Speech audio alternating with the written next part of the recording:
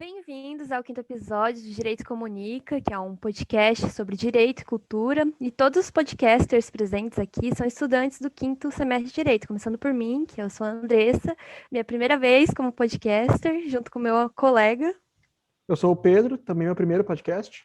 Eu sou o Renan, também aqui é minha primeira vez participando no Direito Comunica. E olha, gente, eu tive uma crise existencial esses dias, sabe? Que eu tava, na minha vida mesmo comum, e eu comecei a pensar, cara, será que eu sou um robô? E olha, muita gente deve ter tido essa dúvida, né, devido a um certo fator que a gente vai conversar sobre hoje, mas, fora isso, a gente vai, devido ao que nós vamos conversar, dessa vez resolvemos fazer algo diferente no nosso projeto de extensão e trouxemos um convidado, né? Então, Prof. Madeira, não quer se apresentar aí pra gente? Salve, galera! Meu nome é Guilherme Madeira, eu sou juiz, sou professor de direito, sou podcaster, sou nerd, sou maratonista, eu sou o cara que gostou de Lost e do final de Lost, sou Potterhead, se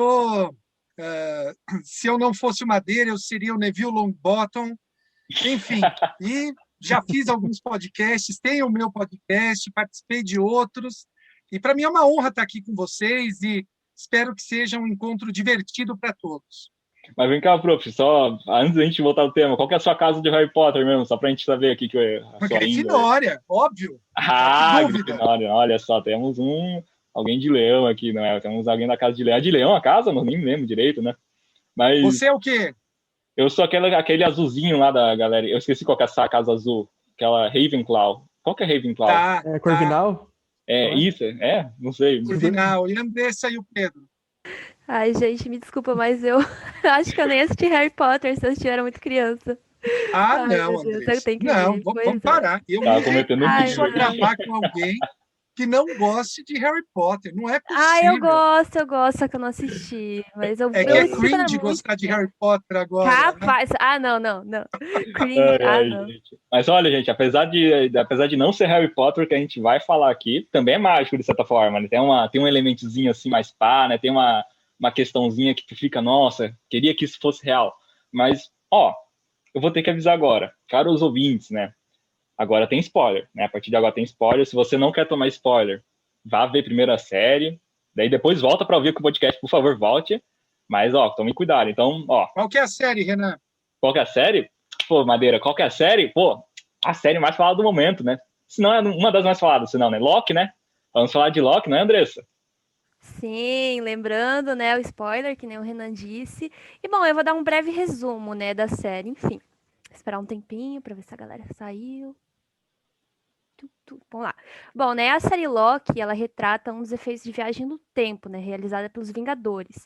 Ao ter o acesso ao Tesseract e conseguir fugir, o que não era para acontecer, já deixando de cara aqui, o Loki, ele realizou uma alteração na linha sagrada do tempo. E aí vai aparecer uns carinha de preto lá, que são os AVT, TVA, em termo inglês, e ele vai ser taxado como um variante. Ele vai ser julgado, culpado por ter cometido crime contra essa linha sagrada do tempo, mas vamos lembrar, né, ele não tinha consciência disso. Nem uma coisa que a gente pode perceber é pelo fato quando ele chega no lugar, né? Quando ele faz todos os exames, ele sempre pergunta, tá, mas que isso? Pra que isso? E ninguém responde, né? Então, ele realmente não tinha consciência, nem sabia que essas pessoas existiam, né? Mas nisso, nessa linha até, o que mais, né? Não sei se por eu estar, né, por ter esse certo conhecimento em direito, mas o que mais me pegou mesmo foi que foi muito, né, foi muito de repente, né, porque ele simplesmente foi lá, pegou o Tesseract, se teleportou e apareceu a galera e de certa forma prendeu ele, né, foi tudo muito espontâneo rápido. E muito rápido, e daí ele quando num piscar de olhos, já no primeiro episódio, acho que até nos 7 minutos iniciais, ele já está sendo julgado, né, e nisso, me surgiu uma dúvida, né? Acredito que essa dúvida, acredito que é compartilhada entre todo mundo que pode estar aqui ouvindo o podcast e que está aqui presente gravando, né? Inclusive o nosso convidado Madeira, que é sobre qual que seria a característica desse sistema processual penal da TVA, né? Da ATV, porque é algo muito repentino que, particularmente, ele foi bem rápido. E para responder isso, né, a gente até acha que seria interessante, né, mencionar um pouco como que funciona assim na nossa realidade, né, na nossa atualidade. Porque nós temos, pelo menos historicamente falando, eu acho que até a Prof. Madeira pode até me corrigir, que nós temos 3 sistemas processuais penais: o inquisitório, o acusatório e o ilusório ou misto. O inquisitório, né, acredito que a boa parte das pessoas já seja capaz de imaginar a ligação dele, né, que teria a ligação com a Inquisição, e daí ele já seria algo mais parcial, né, onde a pessoa que atua como magistrado, como esse representante do Estado, ele estaria agindo de forma mais parcial, isso porque ele teria a possibilidade de ordenar de ofício a produção de provas, né, que é o que, ao meu ver, dá para se entender da série Locke, porque o que ocorre, né, eles têm aquela, lá no, acho que é no primeiro episódio já mostra, né, que eles têm aquela telinha lá, que tem a linha sagrada do tempo, que é, em tese, algo que é o que está sendo ditado lá pelos Guardiões do Tempo, e daí, sempre que surge uma variante, aparece lá, né? Então, acho que isso unido ao fato de que no segundo episódio, a juíza, ela fala que ela autoriza todo tipo de missão, né, que venha a ter. Então, eu não sei dizer assim, eu sinceramente, eu envio indícios de elementos tanto do sistema acusatório quanto do inquisitório, né? Prof. Madeiro, na sua opinião, o que você enxergou nessa série sobre isso? Olha, esse é um dos temas caros ao processo penal, não só brasileiro, mas mundial. E, curiosamente, também é um tema caro para a doutrina e para a literatura, para o cinema, para as artes em geral.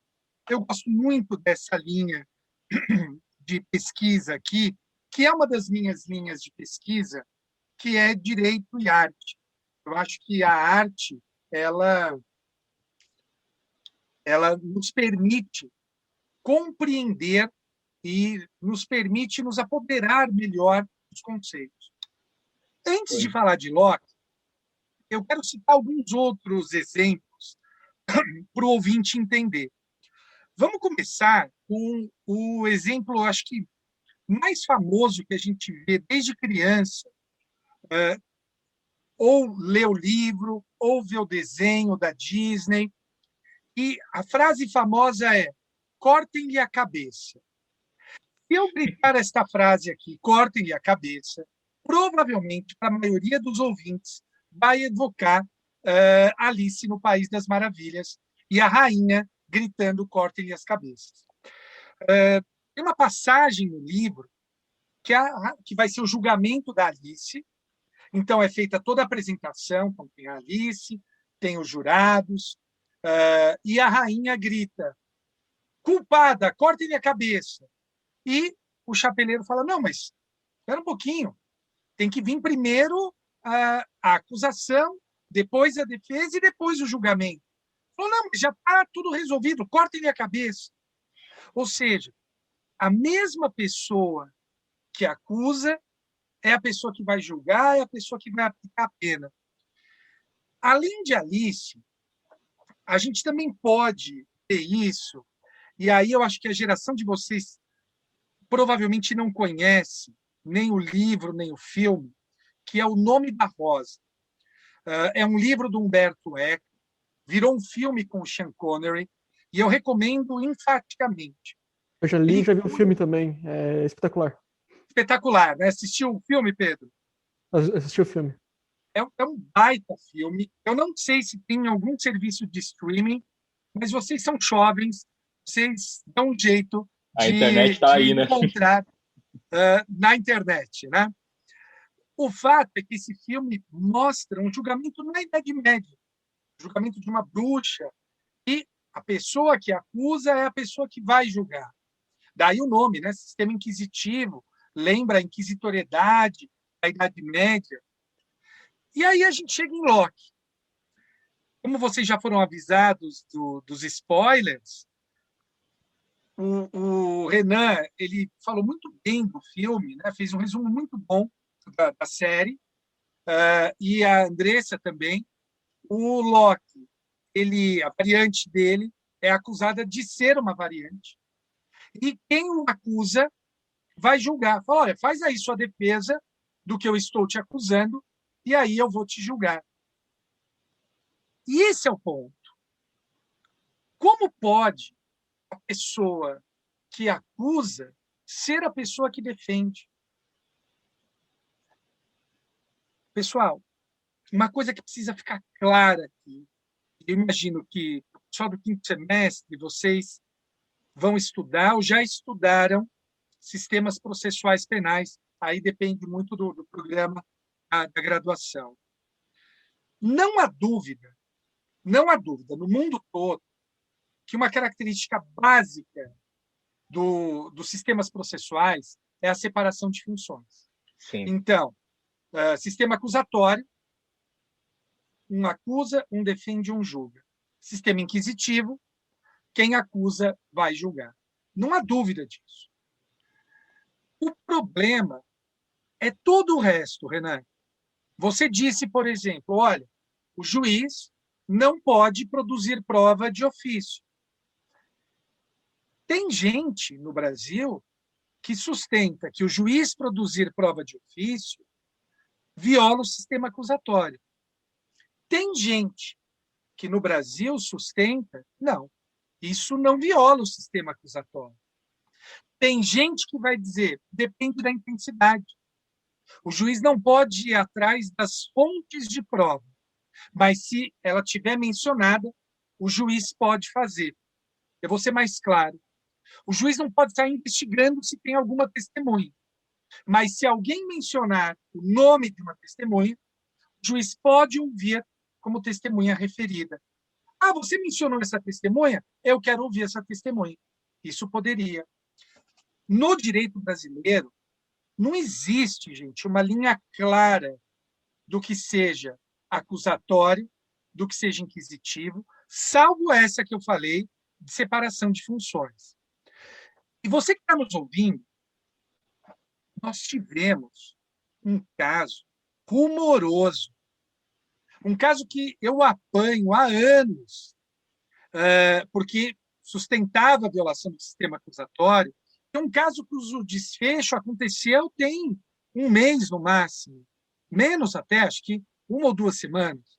Eu estou falando do julgamento do habeas corpus do presidente Lula em relação à suspeição do ministro Sérgio Moro. Aquilo é claramente uma violação do sistema acusatório. Vejam, vamos comparar com a série. Na série, quem acusa e julga é a mesma pessoa. Aqui no Brasil, não. Você tinha o promotor, você tinha o juiz, só que eles faziam reuniões, eles combinavam coisas.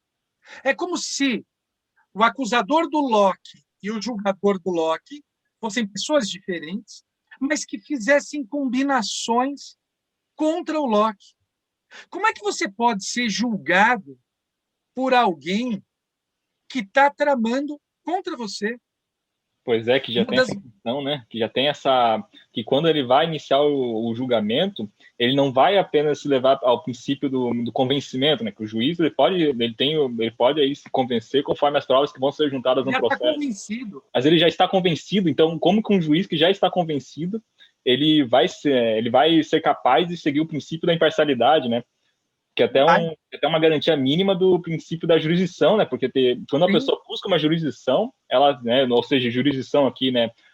Com jurisdição quero dizer, tipo, quando ela busca que o Estado vá resolver essa questão para ela, porque é o que a gente historicamente observa, que a tendência é que a pena e, por sua vez, o processo penal, eles vêm para eles deixem de ter um caráter pessoal, um caráter até familiar, alguns treinadores utilizam esse outro termo, ou seja, se alguém me rouba, né, antigamente, por um exemplo, se alguém me rouba, eu vou lá, eu bato na pessoa e quebro a mão dela e pego o dobro que me roubou, que era isso que era a tendência, isso é o que era mais antigo.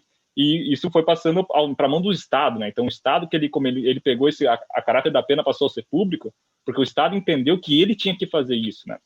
E isso é uma boa crítica até, e até isso eu até revi o segundo episódio ontem para confirmar, que eu achei muito engraçado na série, porque se comparado ao Brasil, a TVA, a TV, ela mais parece um super judiciário, né? Porque até aquele agente Mobius, ele é um analista, né? Daí tem uma cena lá no início do segundo episódio que ele vai na sala da juíza conversar, ela chama ele de analista, e ele fica até com ciúmes, né? Peraí, aqui tá cheio de presente, mas eu não reconheço esse presente aqui. Foi um outro analista? Então, daí ele fica até tipo, meu Deus, e quando eu vi isso, eu fiquei tipo, meu Deus, é como se o judiciário, né? Como se fosse um super judiciário, né? Por assim dizer, né? Até deve ter um termo melhor. Mas e o que me assusta ainda mais é saber que ele é um analista e mesmo assim ele vai no campo coordenar a missão, né? E tanto é que no final do segundo episódio, eu acho que é no início do terceiro, que a juíza, quando o Loki, junto com a Sylvie, invade lá a TVA, a juíza mesmo também pega na arma e chama dois carinhos lá, vai atrás deles. Assim, que sistema é isso, né? Imagina, tu sai na rua, tá o juiz com um monte de guarda indo caçar um preso, né? Uma pessoa foragida, né? Perdão a utilização do termo aí. Eu fiquei até... Eu acho que esse é um tema importante e a série, por ser uma série divertida, a gente acaba não percebendo esses detalhes quando aplicados no sistema brasileiro. Eu me lembro, Renan, que o pessoal dizia, e ainda dizem, né? Não, mas é normal juiz e promotor conversarem. Gente, eu completo esse ano 22 anos de magistratura. E realmente é normal e é dever do juiz atender o promotor, atender o advogado. Isso sim. O problema não é o mero conversar. O problema é o que conversar. Esse é o problema. Eu me lembro que eu conversei com o desembargador, falou o seguinte, não, mas é normal aquele tipo de conversa. Eu falei, desembargador, os advogados têm seu WhatsApp e mandam mensagem para o senhor às 11 da noite para discutir sobre a audiência que vai ser no dia seguinte. Ele falou, nunca fiz isso. Eu falei, pois então, o juiz fez. Se o senhor diz que é normal, as pessoas vão achar que o senhor faz isso. Ele falou, não, isso eu nunca fiz. Eu falei, eu sei que não. Então, a gente perde um pouco a visão da coisa, muda o foco da discussão. E é importante retomar a discussão. Os atores processuais podem conversar.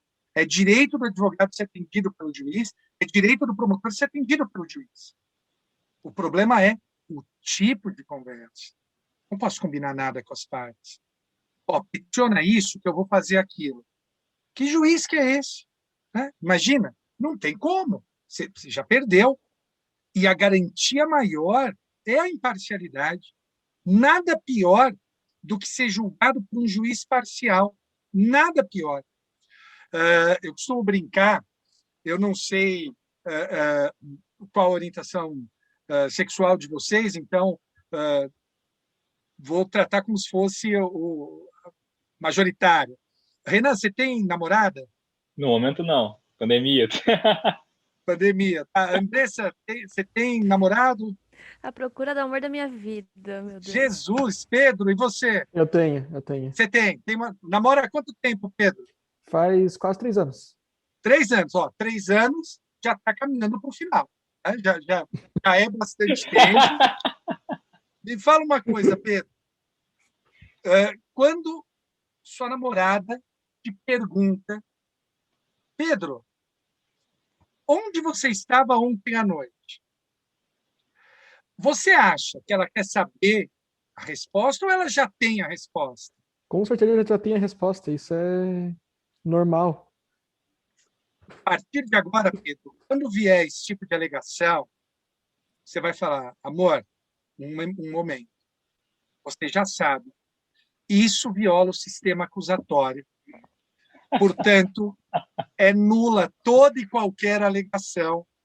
Você é suspeita e nós não poderemos continuar essa conversa. Acabou. É óbvio que é uma via de mão dupla. Você também não vai poder invocar isso contra ela. Então, pensa bem antes de usar. Mas, tirar do exagero, a brincadeira serve para mostrar isso, né? Que se a pessoa já tem o conceito dela do que aconteceu, acabou. É o mesmo caso. O Loki nunca vai ser absolvido pelo sistema, porque eles já o consideram culpado. A menos que haja uma segunda possibilidade que é meio que o segundo tema que eu acho que a gente separou para conversar. Eu devolvo para vocês, então. Pois é, né? Mas eu tenho uma dúvida, assim, mas como que, assim, nessa situação, vamos fingir, calma, agora como que funcionaria uma colaboração premiada no âmbito de um relacionamento? Me conte aí, por favor, Madeira, que eu não sei onde que isso pode chegar, né? Então, só que eu acho que não funcionaria direito, né? Não sei. Eu acho que não. Eu acho que não. Antes da gente continuar, então, vamos fazer o seguinte: explica para o nosso ouvinte qual é o segundo tema que a gente vai tratar aqui. Eu não sei com quem ficou, não sei se foi com a Andressa, ou com o Pedro, ou com o Renan. Quem que vai explicar o tema do segundo tópico que a gente vai tratar aqui? Eu posso explicar. Vamos lá, Pedro. A colaboração premiada é um instituto no direito processual penal brasileiro que uma pessoa meio que, como é que eu posso explicar, admite a sua culpa e recebe uma recompensa para normalmente entregar uma organização criminosa, né? Considerando que é um instituto da lei de organização criminosa, esse é o maior foco, explicando de um jeito bem superficial, né? Renan e Andressa, o que isso tem a ver com o seriado Loki? O Loki? Opa! Não, pode falar. Não, primeiro a Andressa, então, né, Andressa? Começou a falar primeiro, seguindo a letra do alfabeto, o A vem antes do R. Pra tu. Eita, deu uma atrasada aqui, enfim. Pela proposta, né, que ele recebe, eu até cheguei a comentar com os meninos que, pô, ele vai sair de um crime para cometer outro. Então, ele meio que recebe essa proposta e ele vai ser absolvido dos seus erros, né? Ele vai à caçada da variante, que também é ele. Agora eu vou deixar pro Renan falar mais bonito, né, Renan? Não vou falar mais bonito, não vou falar mais bonito. Mas é que, até como a gente estava comentando antes, que o sistema assim da TVA, né, o sistema processual penal deles, ao meu ver, tem uma tendência não, ele é inquisitorial, né? Ele tem elementos assim que não comportam que seja acusatório, e até tem uma discussão sobre isso. Não cabe a gente falar sobre isso, mas ele não tem aquele terceiro sistema, que é o ilusório ou misto. Então, presumo que pelo misto seja uma mistura de ambos. Aí tem até uma discussão doutrinária, eu acho que não cabe a gente adentrar, pelo menos com profundidade aqui, que tem quem acredite que é possível a existência de um sistema mútuo assim, e tem quem acredite que é completamente impossível na prática a existência do sistema ilusório ou misto, porque um sistema acusatório e um inquisitório não poderiam existir no mesmo país, né? Até porque o inquisitório no inquisitório a gente tem um juiz parcial, no acusatório a gente tem um juiz imparcial, que não pode nem ordenar, que na verdade a produção de provas ela é realizada pelas partes, né? O juiz ele fica apenas assim no trabalho dele de sanear o processo, exceto quando ele vai julgar, obviamente. E na parte de colaboração premiada, eu enxerguei ela de uma forma bem rudimentar assim, na série Loki, né? E eu digo não que ela foi mal aplicada por eles, né? Mas no sentido de que essa colaboração, ao meu ver, ela me parece muito ampla, porque primeiro, o Mobius ele não definiu o que é que o Loki vai ganhar. A gente pode até ter uma ideia, né? Porque no terceiro episódio a Sylvie menciona, eles são todos variantes que nem a gente, né? A gente não sabe se ela tá falando a verdade ainda ou não, né? Até porque em tese ela é uma variante do Loki, e o Loki tem a tendência a mentir. Mas se a gente presumir verdadeiro, então daria para pensar que essa opção do Loki, né, que o Mobius deu pro Loki, seria o dele virar um agente da TVA, né? Mais um soldado minuto, homem minuto, ou sei lá, talvez um analista também. E eu acho que entra nessa questão a colaboração premiada na série Loki. Não sei o que o prof pode comentar aí. Olha, eu estava procurando aqui, mas eu acabei não encontrando. Tem 2 livros que eu recomendo para o pessoal procurar sobre essa questão dos sistemas processuais penais. O primeiro é de um autor chamado Mirjan Amaska, com K, Mirjan Damaska, As Faces da Justiça. É um baita livro interessante que vai mostrar como é o sistema, como são os sistemas processuais penais nos diversos países. Então, é muito interessante. O que a gente chama de acusatório, outros vão chamar de inquisitivo. O que a gente chama de inquisitivo, outros vão chamar de acusatório, e por aí vai. E há uma outra posição do professor Jacinto, Nelson Miranda Coutinho, que diz claramente isso que você falou, Renan, que não existe sistema misto. Sistema misto é uma mentira, que um sistema misto, na alma, ele é inquisitivo. Então, vale a pena conhecer a visão do professor Jacinto. Bom, dito isso, vamos falar de colaboração premiada. A colaboração premiada, ela surge no Brasil em leis esparsas, só que nunca deu muito certo. Nunca deu muito certo. Até que veio a Lei de Organização Criminosa, que é a Lei 12.850, de 2013. E ali explodiu. Não dá para a gente afirmar ainda por que antes não funcionava e, a partir dessa lei, passou a funcionar. Os diversos professores têm diversas hipóteses, mas o fato é que ela passa a funcionar de verdade a partir de 2003. E funciona muito bem na Operação Lava Jato. A Operação Lava Jato, a base dela é a colaboração premiada. E nós ainda, veja, 2013, para cá, são 8 anos, a gente ainda está aprendendo a colaboração premiada. Professor, para. O que é colaboração premiada? Me explica a partir do seriado Locke. Explica. No seriado Locke, um dos agentes vira para ele e fala o seguinte: olha, se você nos ajudar a capturar a sua variante que está matando todo mundo, a gente vai te dar um benefício. Qual? Não se sabe. Não está claro exatamente qual é o benefício. Mas ele vai ter alguma coisa. Bem, entre morrer e ajudar, acho que a opção é clara. E o Locke foi ajudar. Aliás, um pequeno parênteses aqui. Falei entre morrer e ajudar, o Renan riu. Renan, eu me lembrei de um precedente da Suprema Corte norte-americana, Brady versus Estados Unidos. O que aconteceu nesse precedente? Não é sobre colaboração premiada, mas é sobre plea bargaining, é sobre consenso.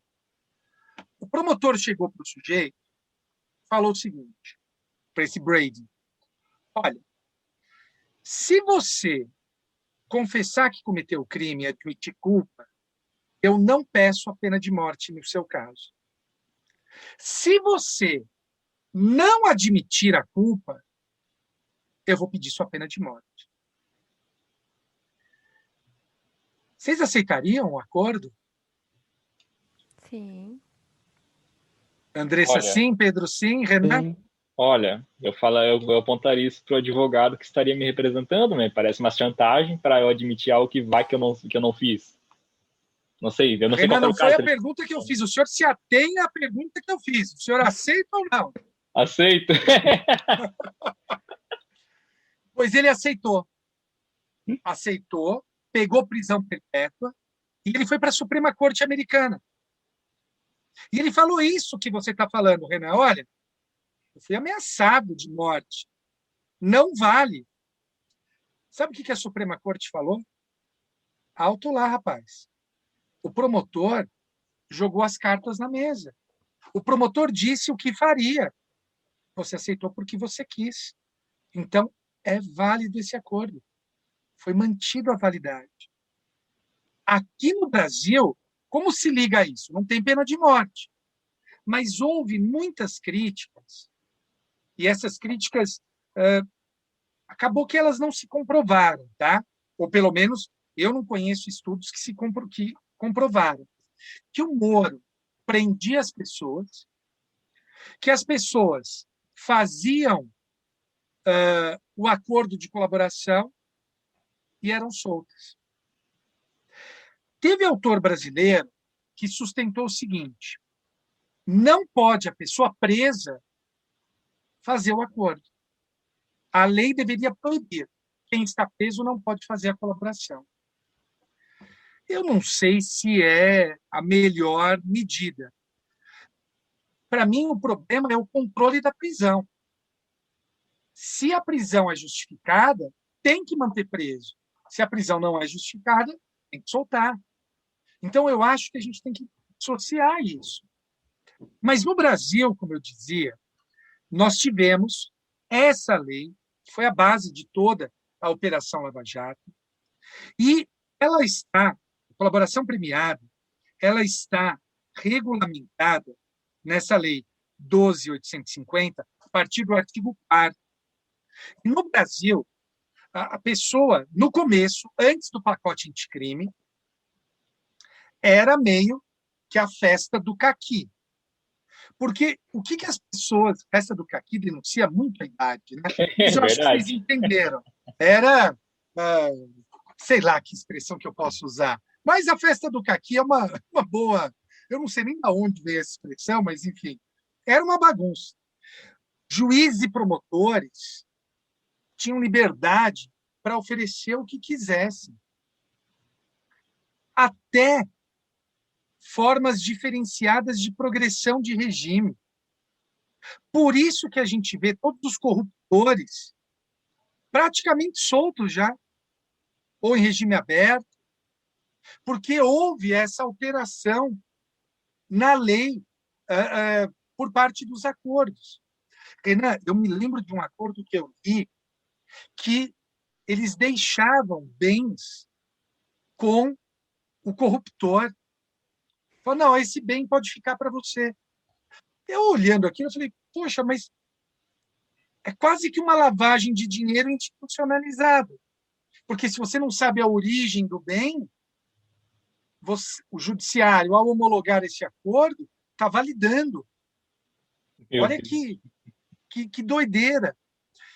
Eu não nego a importância da colaboração premiada. Mas o meu receio é para onde a gente está caminhando, né?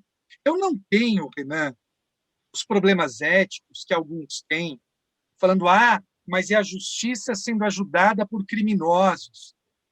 Eu acho que, às vezes, não tem o que fazer, principalmente nessas grandes organizações. Não tem o que fazer.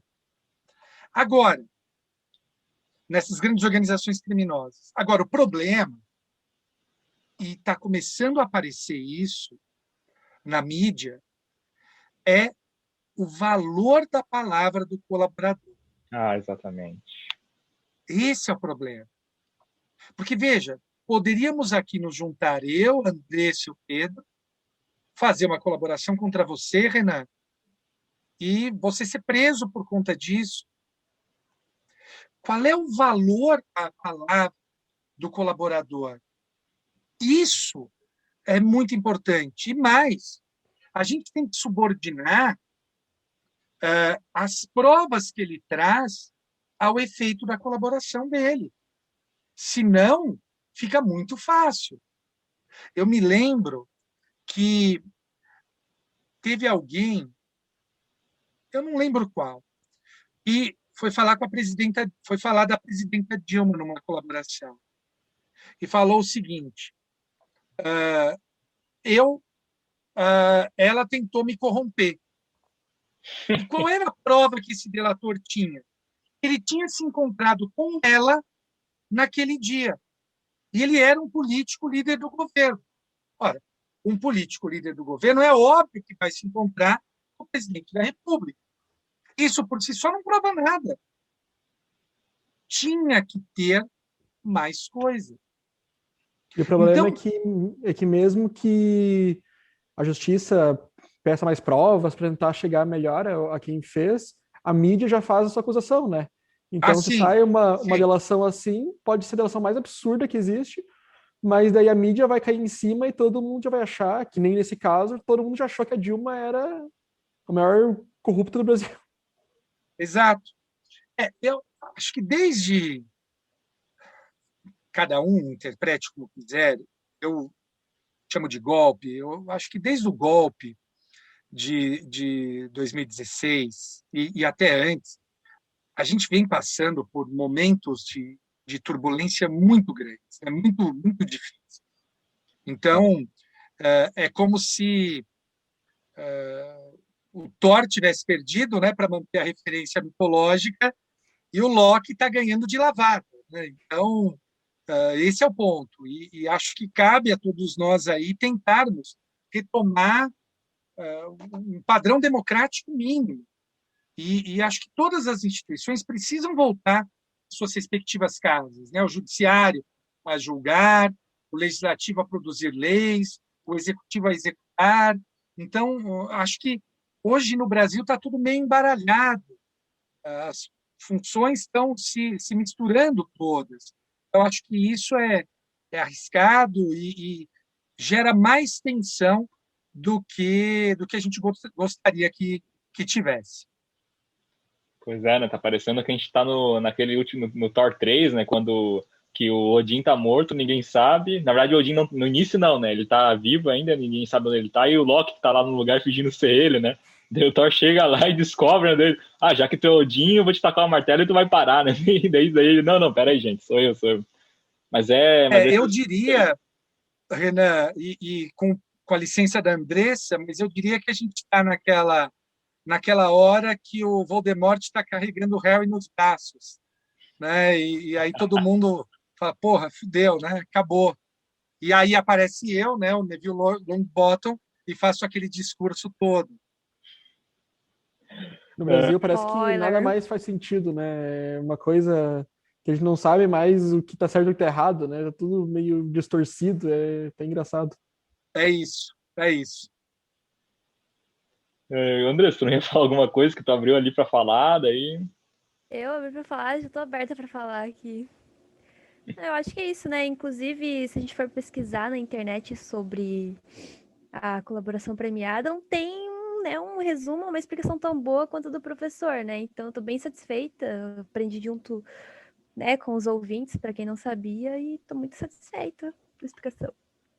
Pois é, mas só um último comentário, né, em si, mas pelo que eu observei da série, ela me parece, né, fora as questões filosóficas, eu acho que daí caberia outro episódio, né, outra que filosóficos, existenciais, né, mas a série em si, agora, no nosso objeto aqui do podcast, ela me parece bem rudimentar, né, no processo, falando, né, quanto ao sistema processual penal, né, porque tanto o que eles utilizam, né, que é o inquisitório, Ed, né, já possui, né, por sua própria natureza aí, ele é mais já é mais simplório, por assim dizer, né, tanto, tipo, já é mais já ocorre aí com uma mais rapidez, mas também, né, com menos garantias democráticas.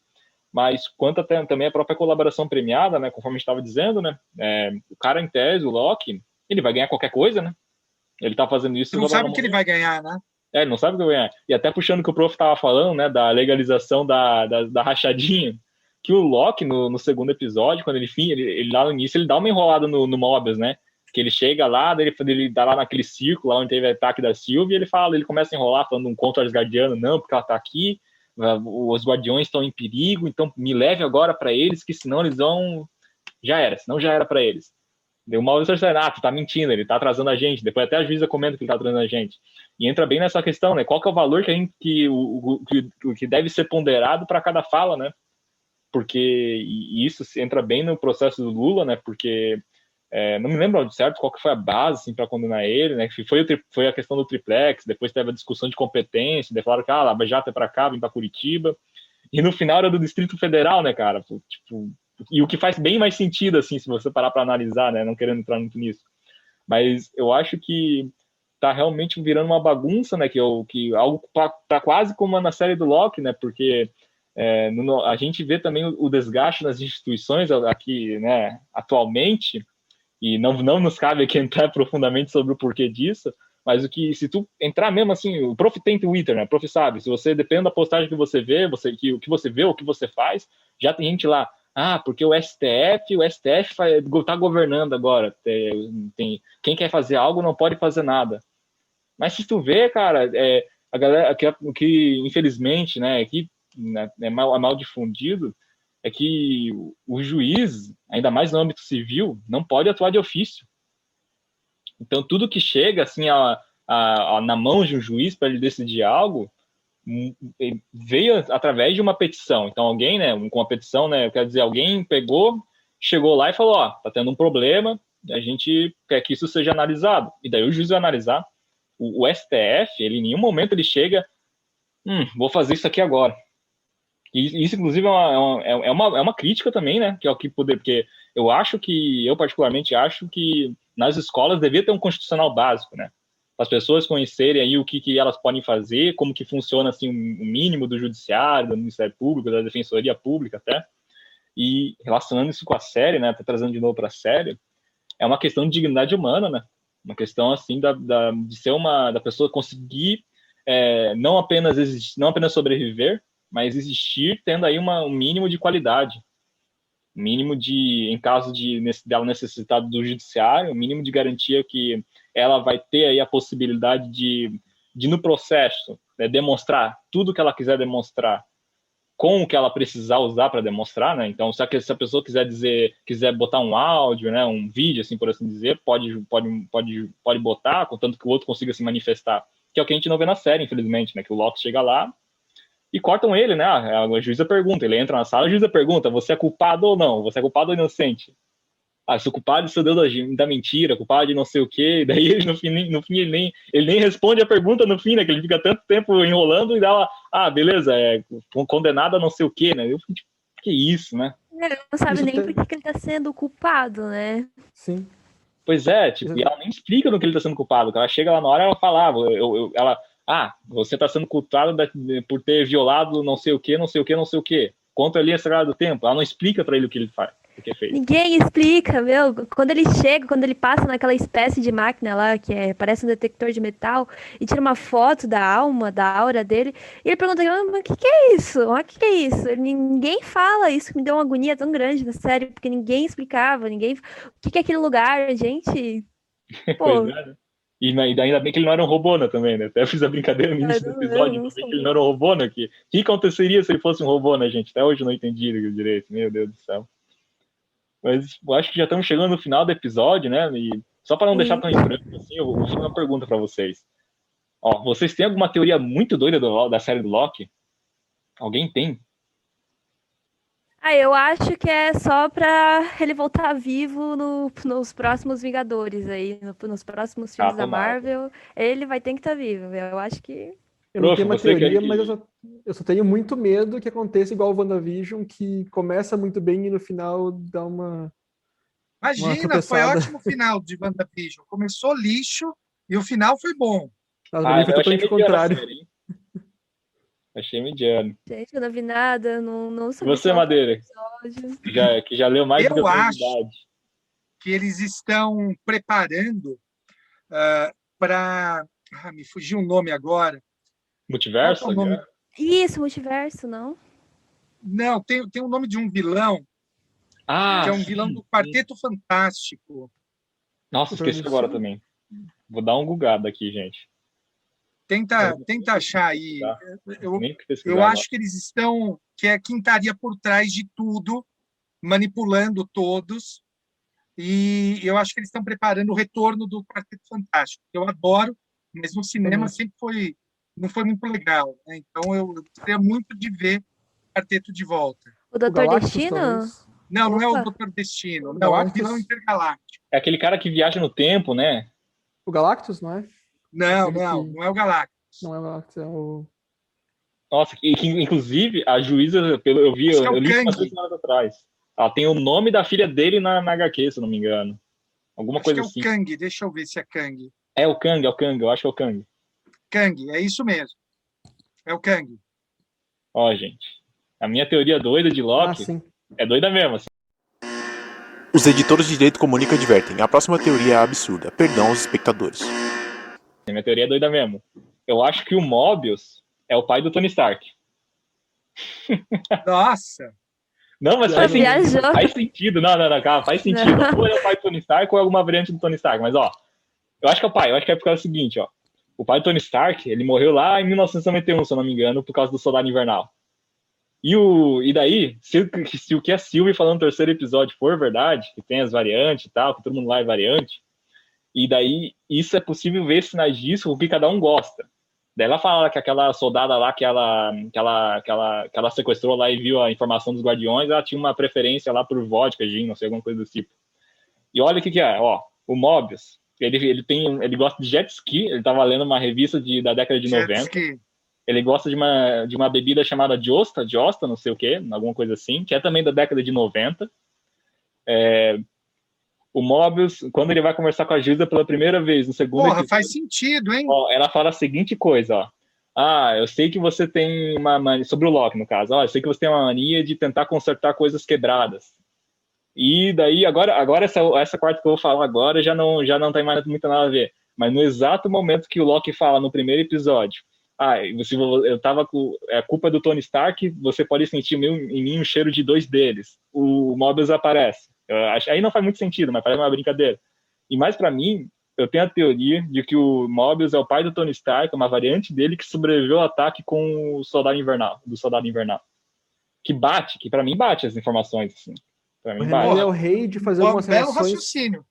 Pra mim bate, né? Não sei se é. Faz sentido. Não sei se vai, assim. Assim, Marvel, me contrata se eu acertar, obrigado. Agora que a gente tá, né? Estamos no final já, né? Eu acho que. Alguém tem mais alguma coisa a comentar sobre aí? Alguém quer fazer Tô bem satisfeita. Muito Não, satisfeita. só agradecer mesmo a presença do professor. Eu acabei não falando muito no podcast, que foi tanta informação boa e que não nem cabe a gente falar tanto, né? Só ouvir e aprender. Pois é, né? Pois é. Mas então, realmente, né? Até agradecendo tanto ao professor Madeira, né? Por ter dado essa chance, né? Por ter sido por ter, né, facilitado essa conversa, por ter sempre, né, aberto com a nossa, né, com a nossa organizar isso direito. Também agradecer ao ouvinte que está ouvindo agora, quem quer que seja, né? Muito obrigado por estar nos ouvindo, né? Continue nos ouvindo, ouça também os episódios anteriores, por favor. E, né, e até eu espero até que quem tem ouvido até aqui não precisa ser capaz assim de conversar, tipo, o direito à cultura é importante por causa disso, por causa daquilo, mas conseguir enxergar pelo menos uma ligação tênue aí que o direito e a cultura, querendo ou não, eles se influenciam mutuamente, né? O direito, é claro, né? O direito às vezes regula a cultura e por sua vez ele tende muitas vezes a ser uma forma de enxergar qual que é o tipo de cultura que existe no local. Mas é sempre, ao meu ver, é sempre importante, né, ter essa visão, né? Mesmo que simplória, mesmo que bem, né, que não tão arrojada, para conseguir enxergar isso. E acredito eu que esse seja o fim aí de mais desse quinto episódio do projeto de extensão Comunica Direito, né? Direito Comunica. Então, tchau, gente! Tchau, obrigado. Tchau. Vou parar aqui.